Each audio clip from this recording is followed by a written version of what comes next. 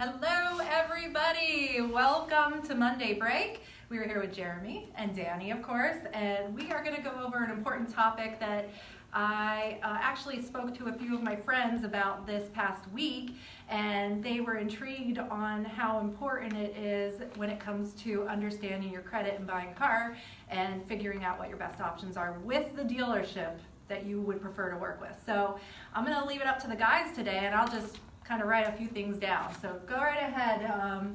Who would like to start?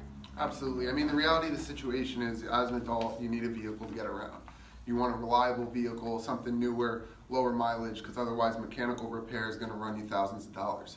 So, we understand credit is super important. It's going to affect what kind of rate you get. Obviously, the lower the rate, the better, but not all the time when you have less than stellar credit are you going to get that low rate. With that being said, there's always options and there's always multiple things that banks look at when determining which vehicle works best for you. I think Danny's going to highlight some of those things. Yeah, so just giving you guys a heads up. So when your credit isn't the best and you guys still want a car, it doesn't mean that you guys can't get a car. You can still get a loan. There's going to be a couple things that are going to determine that. And for different dealerships, it's different, but we would recommend, especially so you don't, come in and look at a vehicle that you can't really get bought on. Maybe you guys can send in a credit application in first. We do have an online program that you guys can send in the credit app. If you guys are talking to Shara can actually help you out with that and show you exactly where that link is. Besides that, I would recommend get all your paperwork together. So get your bank statements together. Also get your most recent pay stubs together. Those things are very important. But yeah, so us as a dealership, when you have obviously, lower credit, higher the interest rate's going to be. But doesn't mean you can't get bought. So there's going to be a couple of factors that determine that. So one's going to be the actual vehicle that you pick. So newer vehicles, banks see it as a less risk. That's one thing. So sometimes people are like, oh, my credit's not bad, let's look for a $5,000 car. Typically, that's not the smartest decision. Maybe go with a little more expensive of a vehicle that's a little newer. That's going to get you better terms with the bank because they're going to see it as a less of a risk. Besides that, then also having money down. Money down is going to be a big factor because banks look at car loans kind of as percentages. They see what the value of the vehicle is, and then, they see it as a certain percentage that they can actually buy for the vehicle. So money down is going to be a big thing, especially if you're buying a $10,000 car, for an example. There's taxes, there's tags that are incorporated in that, so that gets rolled into your loan too. So if you have no money down, you're already in a negative equity position. You are going to want to get yourself in a positive equity situation, where if you ever needed to get rid of that vehicle still has positive equity. But there's a couple more things that Jeremy wanted to kind of explain to you guys when it comes to credit that I'll let him kind of take over here. Absolutely. Just to further what Danny was saying, on top of cash down, because banks, I always like to see some skin in the game. They want to see that you're committed to not only purchase this vehicle by putting money up front, but if you have that money invested, then you're more likely to pay the monthly payment every month. You have to understand that banks look at everything as risk.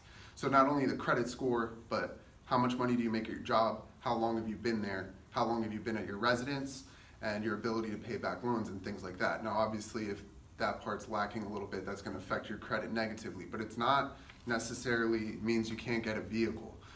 So with that being said, like I said, there's a lot of factors that go into it. Now, something to keep in mind, you have to be a little bit flexible. Sometimes the vehicle that works out for you isn't always going to be the vehicle that works out for the banks. So you just have to keep that in mind. They have their own algorithms as far as the vehicle depreciating, how much money is invested, the mileage on the vehicle, because they also factor in things like if the vehicle mechanically fails, are you going to be able to afford that car payment on top of the ability to fix the vehicle? So they look at things like that. So you're always going to want to look at something lower mileage, newer, maybe something not brand new because it might be too expensive for the bank, but something that's already went through its natural depreciation stage, maybe a off lease return or something like that. So like I said, there's a number of factors that go into it, but like I said, just keep an open mind. If you go to a big dealership group like us, Ciocca, we have 40 different lenders, credit unions alike, so there's normally a bank for everyone, but you just have to have some of those things to bring to the table. But we have tons of used vehicles here,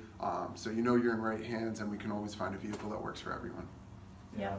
And not only that, here at our Ciocca dealership group, I recommend coming to a big dealership like this because we take our time to go through every single vehicle and inspect it properly, make sure it's running very good for you guys. Not only that, we go off market value for vehicles.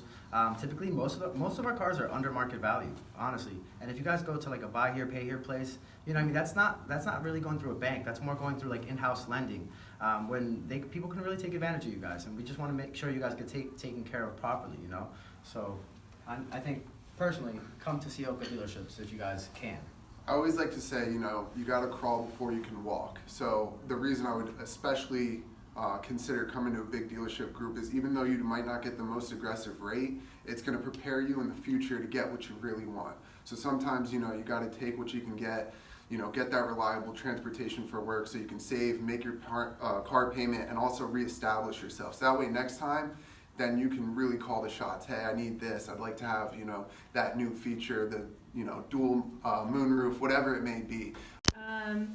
Like we all know, car shopping isn't like shoe shopping. So, it ain't fun all the time, but we do everything we can to make it as enjoyable as possible. And our finance team and, of course, our salespeople are always there to help you. And like Jeremy said, we have access to how many stores now? 16.